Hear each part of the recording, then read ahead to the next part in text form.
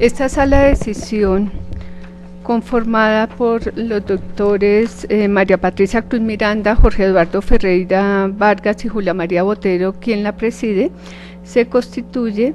en audiencia pública con el fin de resolver el recurso de apelación interpuesto por la parte actora contra la sentencia proferida el 24 de marzo del año en curso por el Juzgado 49 Civil del Circuito de Bogotá, dentro del proceso ordinario adelantado con ocasión de la demanda formulada por Carlos Alberto Jaramillo Pardo y otro contra Fiduciaria de Occidente S.A. y otro, el cual se adelantó bajo el radicado 2014-006801. Se deja constancia que se hizo presente el doctor Guillermo Niso Caica, apoderado de la parte actora recurrente, a quien enseguida se le dará el uso de la palabra a fin de que sustente la apelación. Doctor, se le recuerda que la sustentación debe centrarse en desarrollar los reparos que hizo a la sentencia de primer grado y que para tal efecto tiene hasta 20 minutos. Por favor, se identifica al iniciar para que quede constancia en la grabación. Gracias. Señor magistrado, buenos días. Mi nombre es Guillermo de Jesús Niso Caica, apoderado de la parte actora, cédula ciudadanía 79.381.008 Bogotá,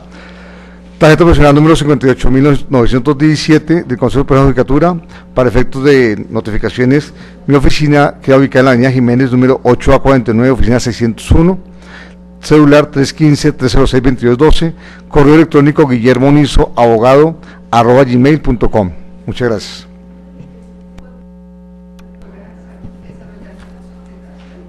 Perfecto, muchas gracias. Para efectos de sustentar el recurso de apelación interpuesto contra la sentencia de fecha 24 de marzo de 2017 proferida por el juzgado de conocimiento y que dictó el fallo de primera instancia, procedo a sustentar el recurso de apelación basado en los puntos que inicialmente expuse en dicha audiencia. Efectivamente, tratamos de en este proceso de una acción ordinaria por la cual mi poderante, los señores Carlos Alberto Jaramillo Pardo y Elizabeth Rodríguez Borbón solicitan que a través del ejercicio de la acción estimatoria o acción quanti minoris ordenar la rebaja del precio de los inmuebles comprobados por mis mandantes en proporción a los vicios ocultos o redditorios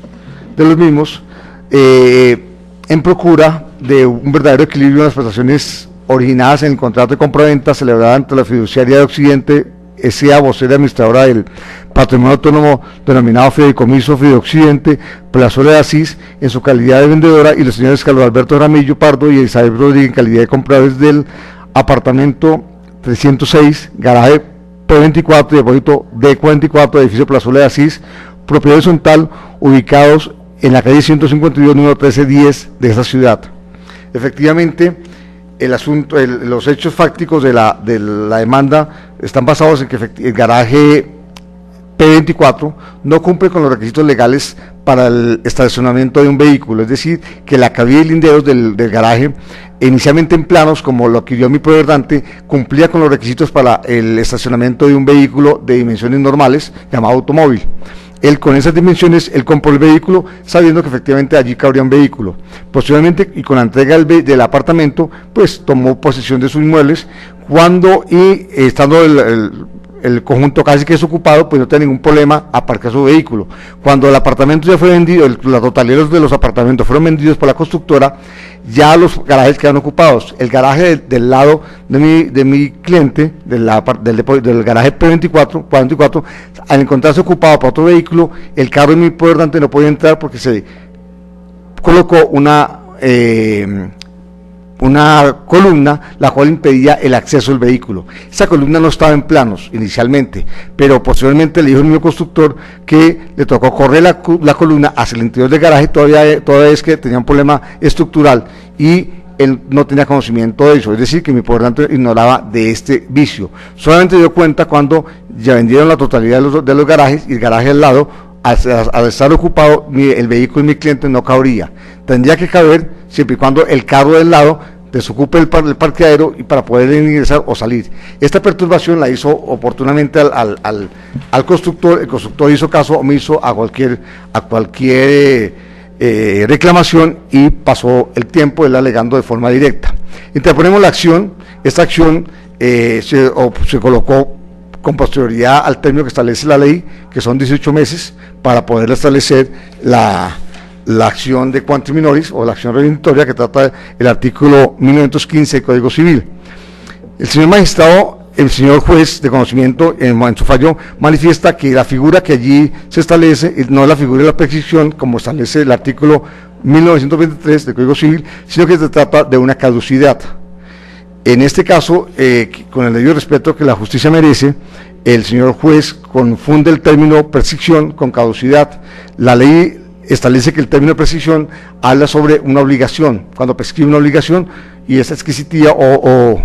a favor de una persona. En este caso, la obligación prescribe si el señor demandante interpone la acción pasado 18 meses. Esta prescripción favorecería al demandado porque pasó el término transcurrido y genera una obligación a favor ya se vence la obligación a favor del vendedor. Él, en este caso, el demandado, la constructora Epsilon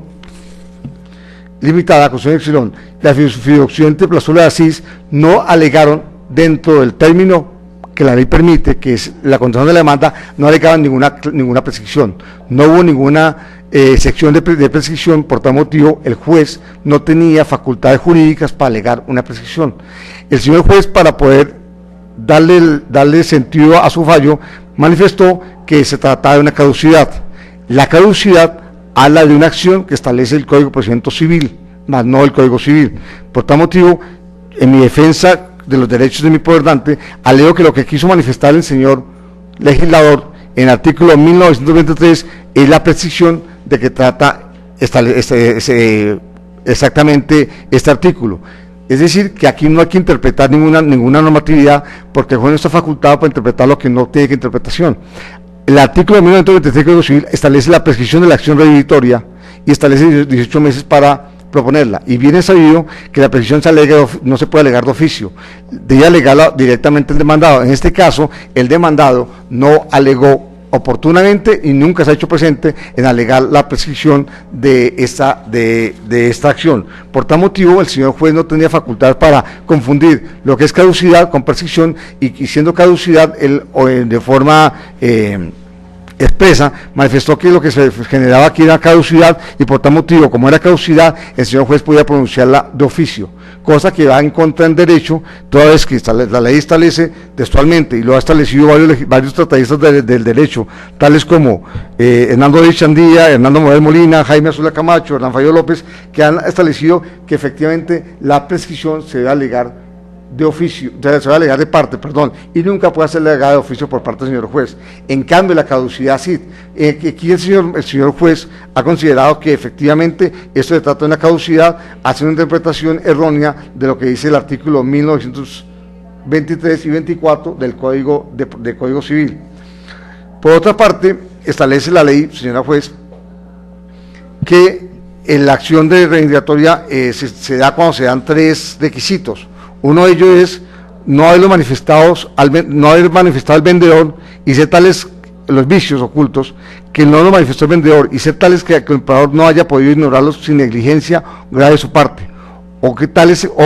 tales que el comprador no haya podido fácilmente conocerlos en razón a su profesión o oficio. Alama que el señor juez de que el juez manifiesta que el comprador tenía o podía, con simple conocimiento, alegar que no cabía un vehículo para poder alegar oportunamente el vicio. Es decir, que el comprador casi que permitió comprar un garaje que no tenía las condiciones o los lineamientos para el estacionamiento de un vehículo. Y aquí no es cierto, toda vez que cuando mi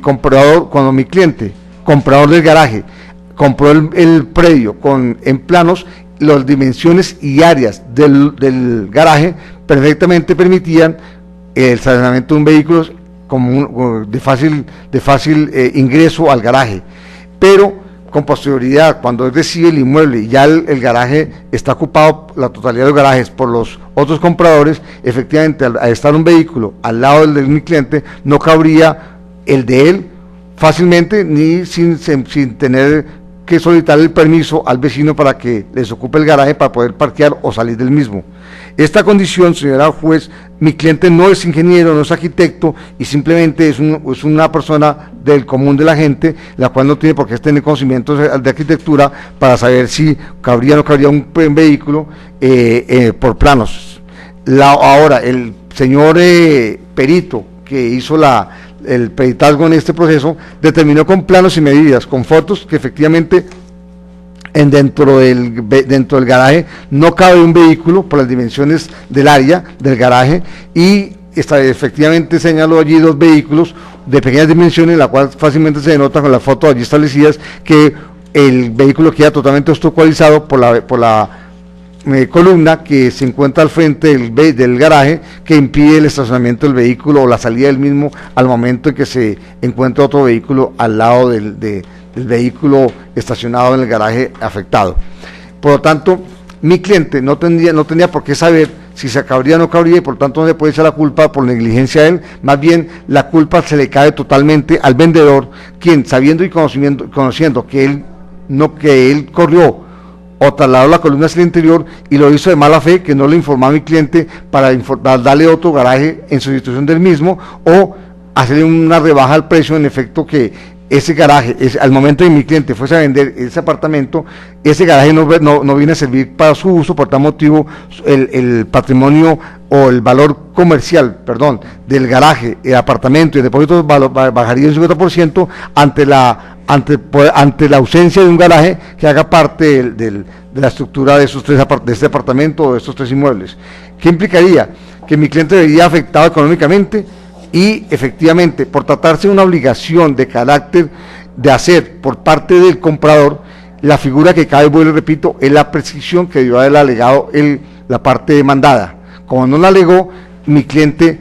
no puede ser sancionado con la prescripción que el juez de primera instancia la denominó caducidad, toda vez que el juez no puede confundir las 2 figuras, ya que no está mandado a interpretar lo que no tiene interpretación. Hasta aquí mis alegatos, señor magistrado, muchas gracias. A usted, abogado. Como esta sala de decisión ya tuvo oportunidad de discutir un proyecto y aprobarlo por unanimidad, con estribo en los reparos que se habían formulado en la primera instancia, que no se observa causal de nulidad que invalide el actuado y que se encuentran reunidos los presupuestos procesales, proferiré a emitir la respectiva sentencia. Tiene dicho la jurisprudencia nacional que, dada la naturaleza onerosa y conmutativa del contrato de compraventa mercantil, la obligación de saneamiento redivitorio a cargo del vendedor entraña una prestación de resultado garantizado sobre la ausencia de vicios o defectos que hagan la cosa impropia para su natural destinación o para el fin previsto en el contrato, cuya inobservancia es artículo 934 del Código de Comercio, concede al comprador el derecho a solicitar la resolución, acción redivitoria o la rebaja del precio a su justo valor, acción quanti minores. En ese orden, tal y cual, lo anterior lo precisó la Corte Suprema de Justicia en sentencia de 19 de octubre de 2009. En ese orden, entregada la cosa vendida con vicios o defectos ocultos en ejecución de una compraventa existente y válida, el vendedor está obligado al saneamiento redivitorio. En este evento, el comprador, de quien se presume la buena fe de adquirir la cosa sana y completa, podrá ejercer las acciones edilicias para exigir la rescisión de la venta o la rebaja del precio, según mejor le pareciere, conforme artículo 1917 del Código Civil, en la compraventa civil, o la resolución o rebaja del precio a justa tasación, artículo 934 del Código de Comercio, en la comercial. Dicha acción, tiene dicho la Corte, es diversa de la de los vicios del consentimiento acerca del objeto, casación civil de 15 de octubre de 1968 y también de la resolución del contrato prevista en las normas generales, artículo 1546 del Código Civil y 870 del Código de Comercio. La garantía de buen funcionamiento, artículo 932 del Código de Comercio, casación civil de 3 de octubre de 1977. Y también se dijo en sentencia de 11 de septiembre de 1991. Y la garantía mínima presunta derivada de las relaciones de consumo, artículos 13 y 29 del decreto 3466 de 1982, sentencias C 1071 de 3 de diciembre de 2002, C 1141 de 2000, C 973 de 2002, casación, esa C, como ustedes saben, pues es de exequibilidad de la Corte Constitucional. Casación civil, sentencias de 13 de diciembre de 2002, de 2002, 6432 de 3 de mayo de 2005, en el radicado 0044210-01 de 7 de febrero de 2007,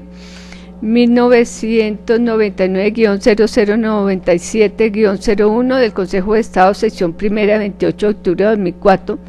por lo cual no es posible confundirlas tanto cuanto más por sus requisitos legales, finalidad, plazos y consecuencias. Estas son distinciones que hace la Corte y lo que acabo es textual de ella en la sentencia antes referida. Específicamente, comillas, la acción rehabilitatoria o quantum minoris del artículo 934 del Código de Comercio exige un contrato existente y válido, la revelación de vicios o defectos de la cosa vendida con posterioridad a su entrega. No excluye la acción de resolución por incumplimiento en determinados casos señalados por la Sala, ad exemplum, de la prestación de entregar sana y completa la cosa, particularmente tratándose de efectos que determinan un incumplimiento que inutiliza el artefacto de manera ostensible por asimilarse naturalísticamente en realidad una falta total de entrega. Casación civil, sentencia de 14 de enero de 2005, expediente 7524, ni tampoco la indemnización de perjuicio, pues puede ocurrir que dada la magnitud del vicio que presenta la cosa, esta definitivamente queda inutilizada para servir al fin que naturalmente le corresponde, descartando la acción estimatoria o de rebaja del precio para dar paso a una pretensión autónoma compensatoria destinada a obtener la indemnización de los perjuicios, daño emergente y lucro cesante sufridos como consecuencia de la inejecución de la obligación del vendedor de entregar la cosa en el estado que garantice el aprovechamiento y la utilidad que la naturaleza de ella indique, especialmente cuando se presenten situaciones en donde no exista justificación a obligar al acreedor a perseverar en la prestación por decaimiento del interés, en cuyo caso tiene derecho a demandar directamente, en cumplimiento del correspondiente contrato, una indemnización compensatoria que comprenda todo el daño emergente y todo el lucro cesante sufridos por él, como consecuencia de la inejecución absoluta e imperfecta de la obligación, sin que sea necesario pedir la resolución del contrato, que es cosa enteramente diferente y que puede no convenirle. Por ello, agrega la Corte, el artículo 1546 da la opción de pedir la resolución o el cumplimiento, y una manera de cumplir el contrato es pagando el deudor al acreedor la indemnización compensatoria, es decir, los perjuicios padecidos que deben ser demostrados cualquiera sea la causa del incumplimiento del contrato. Esto se dijo en casación civil de sentencia de 18 de noviembre de 1999, expediente sentencia S5103, reiterando una sentencia de 3 de noviembre de 1977. Teniendo en cuenta las anteriores directrices sustanciales y jurisprudenciales, se enfilará a la sala a resolver los motivos de inconformidad elevados por la parte demandante contra la sentencia de primer grado, los cuales se concretan en dos aspectos. El primero, como acá muy bien lo explicó el abogado, en lo referente a la decisión que adoptó el ACOF frente a la prescripción de la acción, y el segundo en cuanto a la procedencia de la misma, pues a juicio de los actores, o sea, la procedencia de la pretensión. A juicio de los actores se encuentran reunidos los requisitos que prescribe la normatividad sustancial para que el petitum salga avante. Empero, antes de entrar en materia, importa precisar que el caso en cuestión debe resolverse a la luz del Código de Comercio y no del Estatuto Civil como lo hiciera el juez Acuó, toda vez que la fiduciaria de Occidente, en calidad de vocera y administradora del patrimonio autónomo denominado Fideicomiso Fiduciente Plazoleta de Asís, en desarrollo de una operación mercantil, transfirió a los demandantes en virtud de la escritura pública número 1490 del 15 de agosto de 2012 los inmuebles en cuestión, amén de que esa entidad como la constructora tienen la calidad de comerciantes, como consta folio 5.9 del cuaderno 1. Al respecto, debe tenerse en cuenta en los artículos 1, 10 y 13 del Código de Comercio, que señala quiénes son comerciantes y a quiénes se les aplican las normas de comercio o a qué clase de actos. Conforme con lo expuesto, en el asunto suyudice, lo primero que advierte la corporación es que en efecto,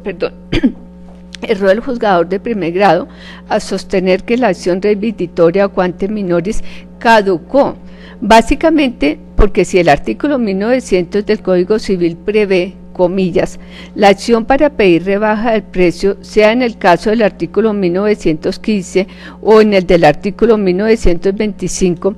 prescribe en 1 año para los bienes muebles y en 18 meses para los bienes raíces, es claro que se trataba de un término de prescripción y no de caducidad, sin que haya lugar a elucubración alguna. Ahora, como quiera que es el canon 938 del Código del Comercio, el que debe analizarse del cara al caso su exámine, precepto conforme al cual, comillas, la acción prevista en los artículos 934 y 937 prescribirá en 6 meses contado a partir de la entrega, es posible hacer la misma inferencia, eso es que es un término de prescripción, por así haberlo dispuesto el legislador. Máxime que no puede pasarse por alto que el artículo 2535 del Código Civil establece que prescriben no solo los derechos, sino también las acciones por el lapso del tiempo y la inactividad de la parte que deja de ejercer los mecanismos judiciales creados para hacerlas valer. Concretamente, la citada fuente ha precisado, comillas, la acción contemplada en el artículo 934 del Código de Comercio para la resolución, acción reivindicatoria o rebaja del precio, acción quanti minoris, por vicios o defectos ocultos de la cosa vendida en la compraventa mercantil y en su caso con la indemnización de perjuicios, de conformidad con el artículo 938 y viden, prescribirá en 6 meses contados a partir de la entrega, es decir,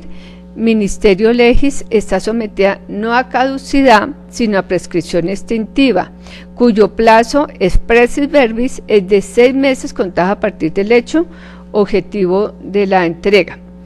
Y como quiera que la parte demandada, integrada por la fiduciaria de Occidente y la constructora Epsilon Limitada, no propusieron el fenómeno como excepción, no procedía a su declaración.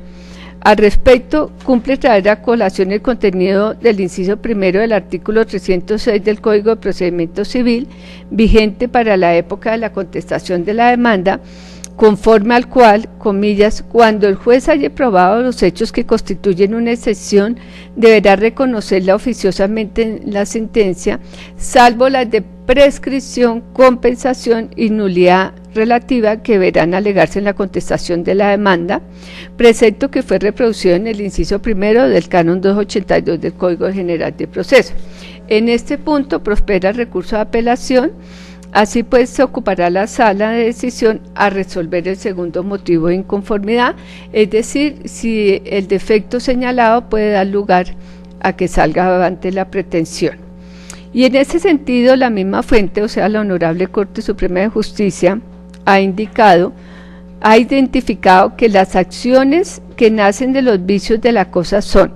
la acción reivindicatoria que el Código de Comercio designó por el apelativo de resolutoria y la de rebaja del precio que tienen como fundamento, siguiendo la jurisprudencia de esta corporación de la Corte Suprema, se recuerda, 1, que el vicio sea grave y no leve, pues no consiste en imperfecciones o defectos que incomoden o desagraden al comprador, ni de factores extraños al uso natural de la cosa vendida, por estorbar del todo el uso ordinario del bien enajenado o por reducirlo en forma considerable. 2. Esto lo precisó en sentencia de casación civil de 25 de marzo de 1969. 2. Debe ser oculto para el comprador, es decir, que lo ignore sin culpa de su parte. 3. Debe tener causa anterior al contrato. 4. Hacerse patente después de la entrega. Y 5. Ser alegado dentro de la oportunidad concedida por el artículo 938 del Código de Comercio, es decir, dentro de los 6 meses contados a partir de la entrega.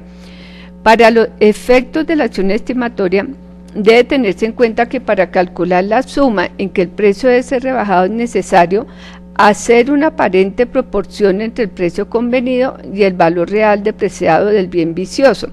Y se dice aparente, pues la proporcionalidad se refiere a la comparación del deprecio que con motivo del vicio experimenta el objeto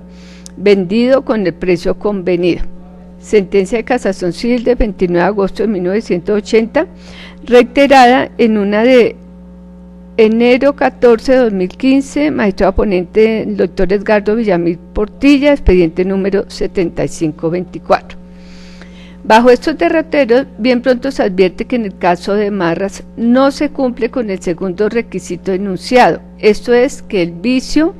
hubiese sido oculto para el comprador o que él hubiera ignorado, comillas, sin culpa de su parte. Como quiera que los demandantes, esto es los señores Carlos Alberto Jaramillo Pardo y Elizabeth Rodríguez Borbón, a la hora de recibir los inmuebles tuvieron la oportunidad de verificar el área de cada uno frente a las medidas y los linderos contenidos en el contrato de compraventa, los planos y o la escritura de constitución de la propiedad horizontal, incluso con aquellas que debieron estipularse a la hora de concretar el negocio preparatorio. Al efecto, téngase en cuenta que en la cláusula sexta del negocio se indicó, comillas, mediante la suscripción de este instrumento público, el vendedor efectúa la entrega real del inmueble y el fideicomitente ha hecho entrega material a satisfacción al comprador o compradores del inmueble o inmuebles objeto del presente contrato junto con los bienes comunes señalados en la proporción correspondiente a cada inmueble y en consecuencia el comprador exonera a la vendedora de tal obligación. Esto se puede confrontar al folio 73 y 73 vuelto que reposa en el cuaderno número 1. En ese orden, no era necesario que los accionantes contaran con conocimiento en construcción o cuestiones de similar naturaleza, pues de su simple observación era patente que a propósito de la columna construida en el parqueadero, el área de ingreso del vehículo era difícil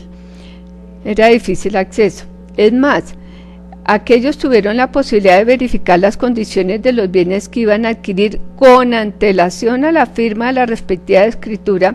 pues previo al perfeccionamiento del negocio, suscribieron un contrato de promesa de compraventa, oportunidad en la cual, según se adujo, al presentar los motivos de inconformidad contra el fallo objeto de ataque, los bienes les fueron exhibidos. Entonces no es como lo está diciendo acá el abogado de la parte recurrente, que es que compraron sobre planos y que no. Cuando firmaron la promesa, ellos confesaron que los bienes les habían sido exhibidos. Luego es claro que conocían las características de aquellos. Cuestión distinta es que con posterioridad se percataran que un vehículo no podría parquear sin dificultad dadas ciertas condiciones. Ahora, En lo que toca al metraje, debe decirse que si bien el perito designado respecto al parqueadero concluyó, comillas, de acuerdo a la visita realizada el día 8 de noviembre de 2015, las medidas del garaje corresponden a 1,60 de ancho por 4,60 de largo, medidas tomadas desde la línea que delimita el parqueadero y la columna que se encuentra en él, ver fotos anexas. El área corresponde a 7.36 metros cuadrados, valor que difiere con que encuentra la escritura pública número 1120 de fecha 16 de junio de 2011, ya que en estos documentos el área del parqueadero corresponde a 10.97 metros cuadrados, siendo inferior en 3.61 metros cuadrados con respecto en la escritura antes mencionada, según el dictamen que está a folios 163 y 164 del cuaderno 1. Dicha experticia no puede ser tenida en cuenta a efectos de probar que el área total del parqueadero es inferior a la que se indicó en la escritura pública de compraventa, porque lo cierto es que erró el profesional en su cálculo, puesto que no tuvo en cuenta que la medida entre la línea que delimita el bien hasta la mencionada columna no es la misma que aquella que colinda con el depósito número 44. Al efecto, nótese que en el plano que adosó, esta corresponde a 3.15 metros y no a 1.60 metros. Razón, esto puede confrontar al folio 129. Razón por la que además la constructora Epsilon Limitada afirma que el área del inmueble en cuestión es de 14.19 metros cuadrados. ¿Qué hizo el perito? El perito cogió solo este frente y lo multiplicó acá, pero resulta que es que si bien acá hay una columna, acá hay otro terreno que él no lo está sumando, que es el que eleva, en el fondo tiene 360, es solo acá la entrada que tiene 1.60. Palabras más, palabras menos, los señores Carlos Alberto Jaramillo Pardo y Elizabeth Rodríguez Borbón debieron examinar la cosa, verificar su estado, condiciones y particularidades, porque en definitiva no puede reclamar quien, comillas, incurre en negligencia grave al respecto, conforme a la sentencia de la Corte que citamos, que nos da los parámetros o las directrices para resolver asuntos como el que nos concita. Esto se recaba que debe ser oculto y que no había pasado desapercibido como por culpa grave de la parte que está adquiriendo el producto. O sea, uno tiene que ser diligente también cuando va a adquirir un producto, después no puede ir a alegar su propia culpa. En efecto, téngase en cuenta que conforme con el artículo 63 del Código Civil, este tipo de conducta obedece a la culpa grave, que consiste en no manejar los negocios ajenos con aquel cuidado que aún las personas negligentes o de poca prudencia suelen emplear en sus negocios. Es más, mal podría decirse que el vicio se hizo patente con posterioridad a la entrega de los inmuebles, pues como se dijo, con antelación a su entrega formal, los recurrentes tuvieron oportunidad de examinarlos, esto es, cotejar sus características. No obstante, no manifestaron su inconformidad respecto a la columna, de tal suerte que no puede afirmarse que la situación solo fue ostensible con posterioridad, máxime si la diferencia entre el ancho de ingreso al parqueadero P44 y P45 es de cerca de 60 centímetros. Finalmente, no está por demás señalar que el actor pueda acudir a otro tipo de acciones de naturaleza administrativa o judicial a efectos de establecer si el constructor edificó conforme la licencia de construcción expedida por la respectiva Curaduría Urbana. Así las cosas, se confirmará la sentencia de primer grado más por los anteriores argumentos. Como quiera que la parte demandada no vino a esta audiencia ni ha tenido ninguna actuación en segunda instancia, no habrá condena en costas, pese a que el recurso no, pues digamos que prosperó parcialmente, prosperó frente a la prescripción. Entonces, decisión. En mérito de lo expuesto, el Tribunal Superior del Distrito Judicial de Bogotá, en su sala de decisión civil número 2, administrando justicia en nombre de la República de Colombia y por autoridad de la ley, resuelve: primero, confirmar la sentencia proferida por el Juzgado 49 Civil del Circuito de esta ciudad el 24 de marzo del año en curso, por las razones consignadas en este proveído. Segundo, sin condena en costas a favor de la parte demandada, pues no aparecen causadas en esta instancia.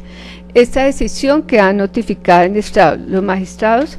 Julia María Botero Larrarte, María Patricia Cruz Miranda y Jorge Eduardo Ferreira Vargas. Señora apoderada, la parte recurrente, ¿quiere hacer alguna manifestación en punto de aclaración, corrección o adición del fallo que se acaba de proferir? Señor magistrado, no, efectivamente respeto los fallos del honorable tribunal, simplemente y en pro de hacerle justicia a mi poder dante,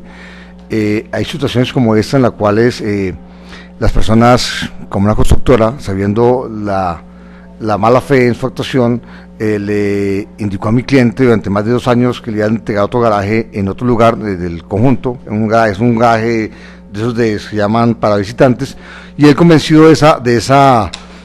ese ofrecimiento, fue que creyó la buena fe del poderdante, del constructor, perdón. Esto hace que la justicia sea en algunos momentos casi que injusta,